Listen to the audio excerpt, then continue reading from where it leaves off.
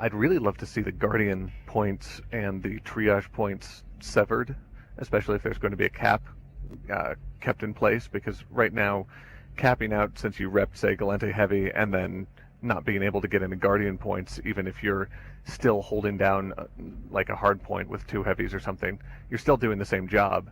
You're still doing it the same way. You're just getting zero reward for it now, which is really kind of a kick for a support play because if you're slaying something, if you're being that heavy in that situation, you're still doing the same job there as well. But you're still making the same earnings as you would be otherwise.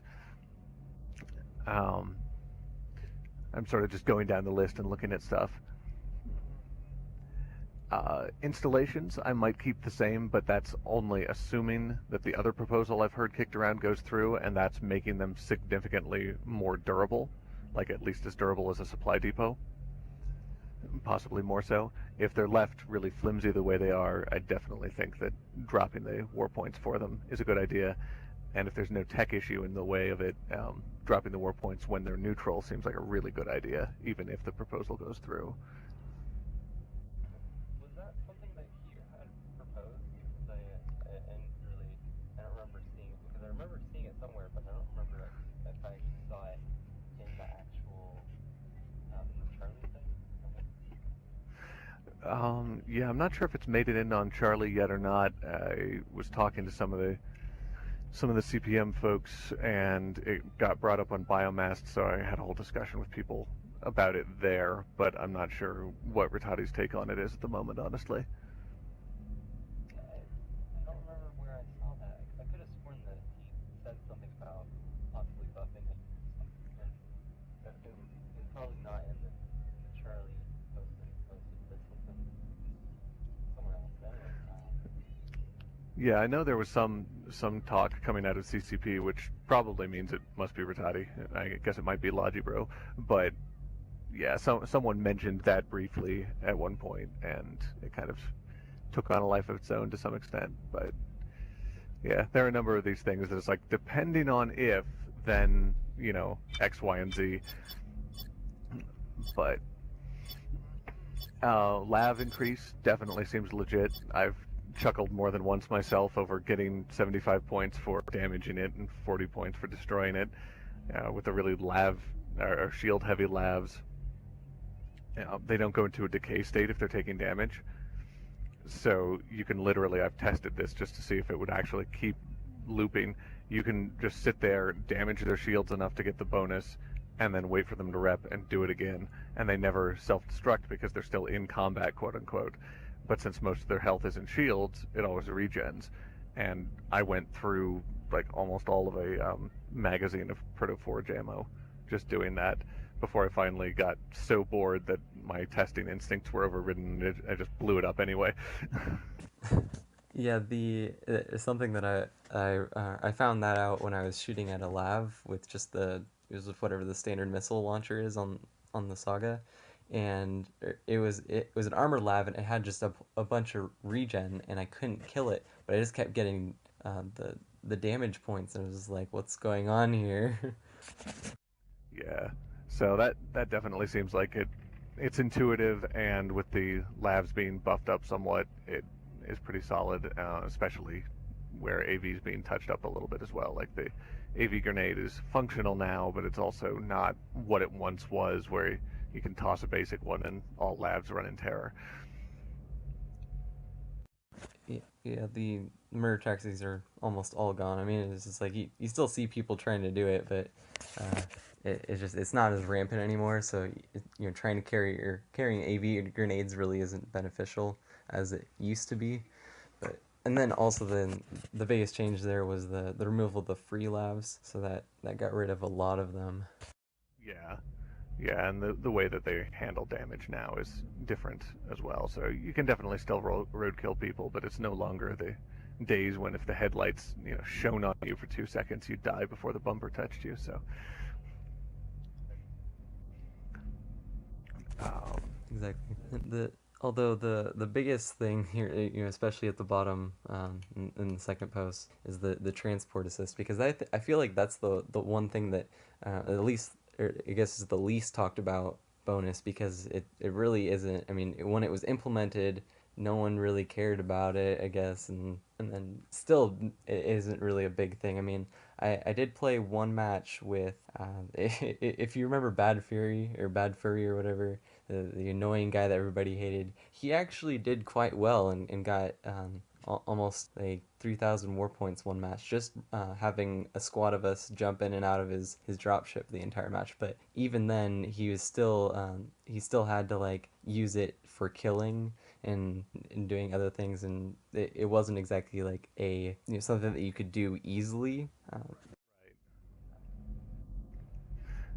Yeah, I think the transport assists in general could use a little bit of love. They're not something that you really even hear talked about for the most part. Like amongst people who are testing, it's discussed, sure, but the people who are just trying to play to be effective and have some earnings, it never even comes up because they're not substantial enough to really attract notice or anything.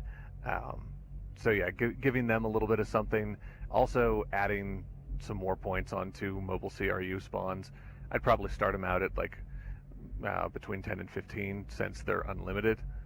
But other than that, scale it up as necessary from there and just start that as a base value and see what the earnings are. Because then a actual dedicated transport dropship becomes a lot more viable if you're getting 10 to 15 per spawn, and then you're getting, say 20% of earnings for a minute or whatever from the people who deploy from there.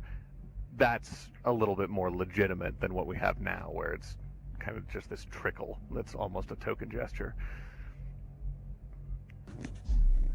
Speaking of other things like that, is there any rewards that you would want to try and add into the game that aren't currently here? Something, any ideas that you would have?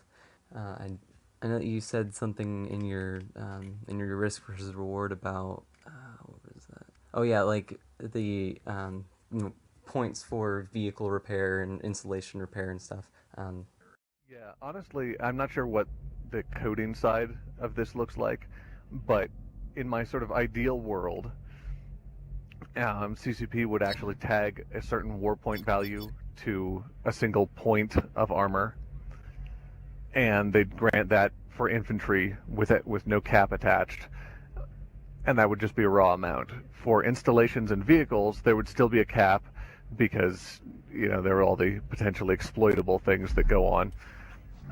But apply the cap mechanic as it is now, possibly even shrink it some for the vehicles, but add some points back in for repping those because we have entire variants of repair tools that are for structure, be it vehicle or installation. And they mostly don't get used because there's no commensurate reward for that. Like you can get guardian points off of a tank if you're running along behind it and it happens to kill something while you're repping it. And with the speed of tanks compared to the base walk speed of a Logi, that's almost never going to happen. So there's an entire set of assets that are in game right now that aren't really being used. And that's one of my big things that I want to do with the limited development budget. I want to find a way to get a viable niche for everything that we already have, developed and that aren't assets created for, and so forth. Like get all of that content functional in the game, like Madrugers that are not currently in but were in, and we have everything to have them in once they're balanced. It's like use all of those assets, use all of that gear, and actually, have it available to players. That would, I think, add like a rough third to what we have available if you combine both the functional stuff, like the vehicle repair tools that really don't get used now, with this stuff like Madrugers and whatnot that aren't even in the game at the moment. That's almost a whole patch or more worth of quote unquote new content because we'd actually have it involved instead of just sort of sitting there looking pretty or totally shelved. Uh, that actually reminded me. So there's a couple variants of just nano hives or uplinks or something that like you were just saying that repair tool. I don't remember what it's called, but the one that repairs vehicle armor faster is just like it's pointless because of that. Is there any equipment or whatever that you feel needs to be adjusted a bit, or because the one that stands out to me the most is the Flux Nano Hive because just going into the skill here, it's basically the same as the Proto Nano Hive, only it has a 0.7 meter increase, and that's it. It's like is like, what's the point of running a Flex Nanohive versus the standard one? I mean, even like the only other major change besides it is that it costs what, that 6 more CPU. Ooh. Yeah, there are a number of things. Like the whole equipment line, honestly, kind of needs a deeper look as far as I'm concerned, because it's been tweaked a little bit, and then the meta surrounding it has been changed, and there have been so many things that what once might have been functional balance doesn't slot into the way the game works now anywhere near as thoroughly. The multiple nerfs, for example, that have gone on. Where now you have Caldari Logi who can use nanohives that are almost as effective or maybe a little more effective than nanohives were once upon a time back in the day, but almost everyone else, they're severely gimped by comparison, which, the bonus to the Cal is great as far as providing some racial diversity, but the game doesn't really seem to be balanced around the baseline of what the equipment is as far as fittings costs, ISK cost, and earnings. Instead, it's almost like they're balancing just for the optimum effective level. Because it's pretty solid if you're running, say, Repper Hives on a Caldari Logi suit. But that cost-benefit analysis starts to really slide pretty badly once you're, say, trying to run the mixed Repper Hives at a standard level on a standard medium variant. Like if you're running it on a Sever suit or the equivalent. So I'd really like them to go through and look at all of it as far as the arc for both costs in ISK and fittings requirements, and then the effect, because it seems like there are a lot of cases like the one you were describing where the benefit gained by going up a meta level is so relatively minor that it's not actually worth employing most of the time. And I don't know. In my ideal world, equipment would scale in effectiveness the same way that, for example, the Galente assault rifle does.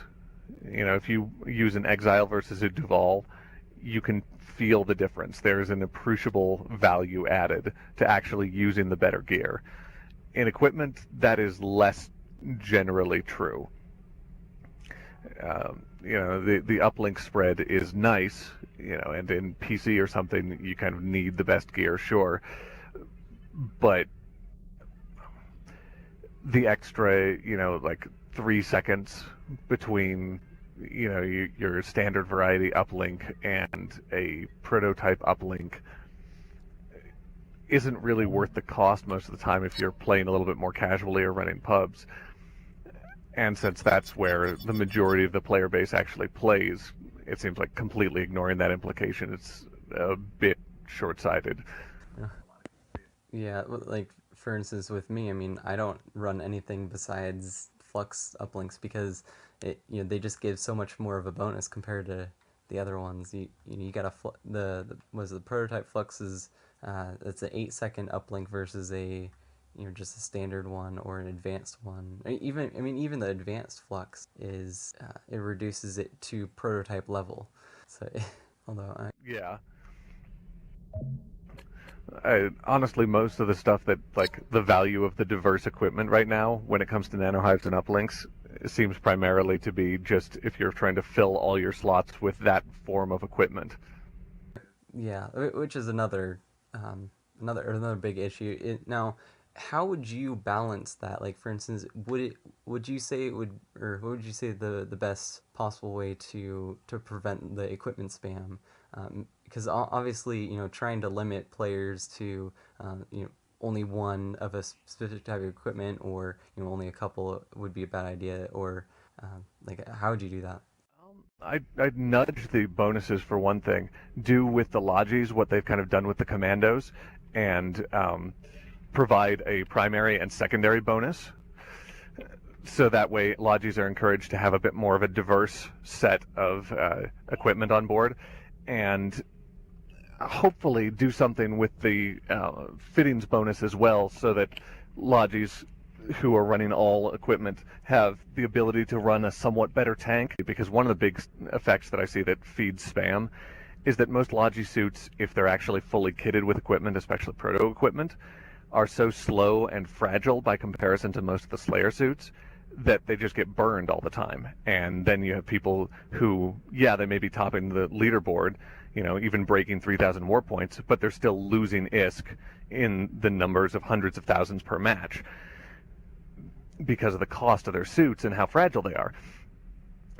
So if we can shift that a little bit so that the Logi suits can be combat viable, and I don't mean slayers, but just, able to survive or hide or whatever within a combat area, then people are going to be spamming a little bit less because it's not going to be as required, and that'll let them actually play with their friends, play with their squads, as opposed to just being like, all right, and I'm going to hug this depot and throw everything on the ground and, then switch to a different suit and fight, which is a lot of what I see happening now. Yeah, I'll see quite a few different people, especially slayers. They'll switch to their Logi suit, grab a bunch of nano hives and a bunch of uplinks, drop them down, and then switch back over to their slayer suit to wreck in the war points. Now, something I've seen proposed was to make it so that any equipment within a certain area, whatever, so you can't have multiple equipment just like set next to each other, or would you say it would be better to have it or have some sort of like limit to equipment for if it's even possible? Yeah, I doubt that, especially with the current development resources, implementing something like that is even remotely feasible right now. That would require the type of coding overhaul and update that I think is outside their current cycle at the moment. That completely aside, I am not really super into it thematically. Like, I'd rather provide value added to the types of behaviors that we want to encourage than try to provide some sort of hard-coded, preemptive prevention of being able to do it at all. Because otherwise you're putting support players in the context the equivalent would be something like limiting the number of Duvals that can be on the field, or boundless combat rifles. So if you've spec'd into the boundless combat rifle and 7 people deploy with it before you, and you're trying to deploy, you're just into that your fitting is invalid. Or even more precisely, to tie it to what it would be like with equipment, you deploy and your gun just won't fire, and you get a message that there are too many on the field.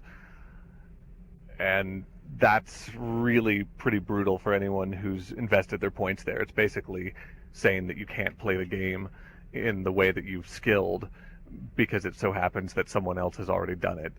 That violates the sandbox at a pretty fundamental level to me. So now this was kind of relating to something else you said earlier. Something that I saw was proposed by Rattati, but I don't know if he still agrees with it or not. There was a big discussion around the Logi thing once he posted that Charlie update.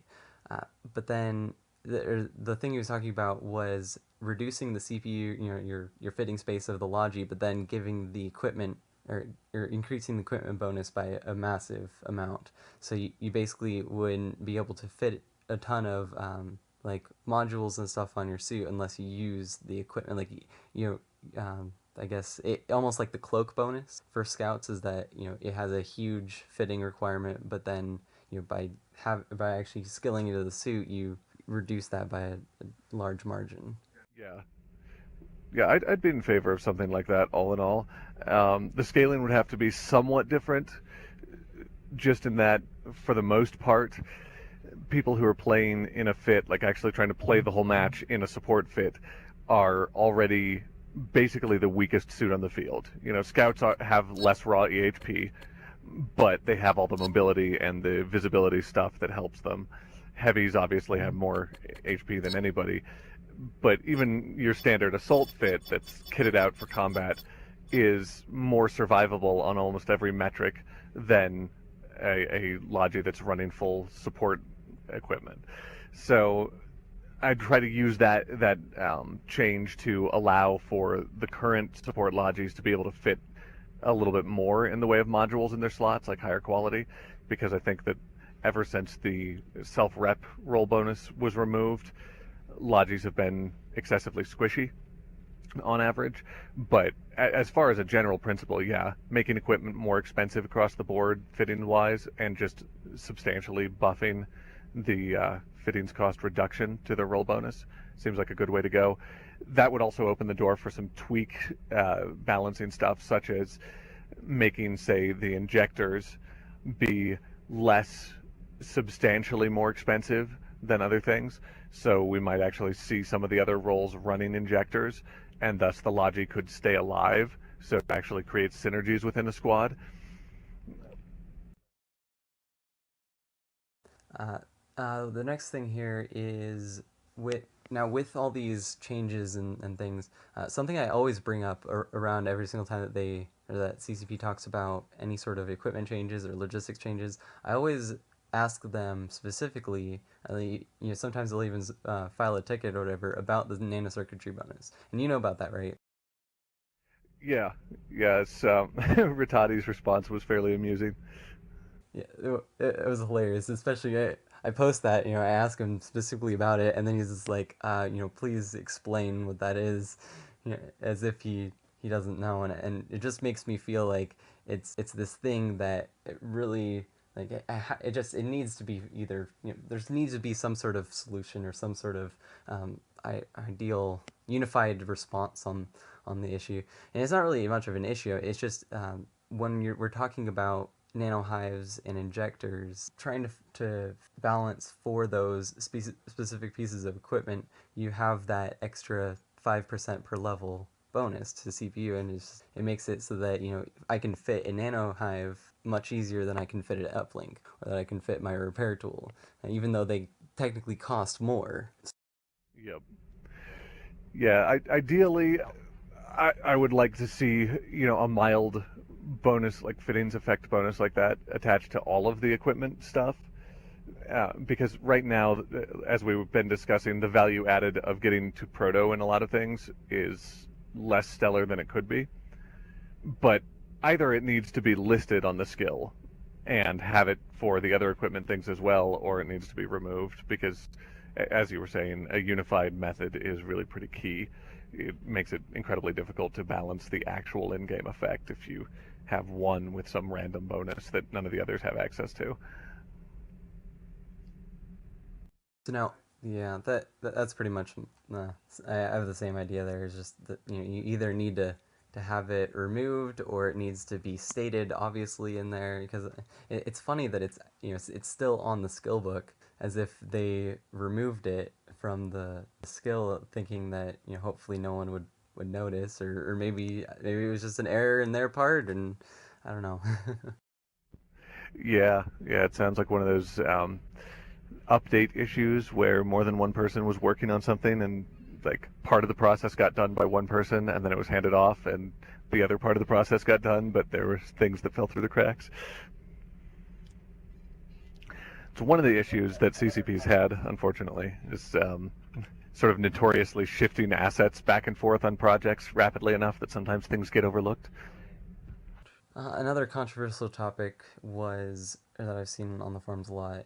It's the idea of logistics getting more than one bonus to equipment. So, for instance, how right now how it is that each race gets their own racial bonus to their racial equipment. So, Minotaur is repair tools and Caldari is nanohives.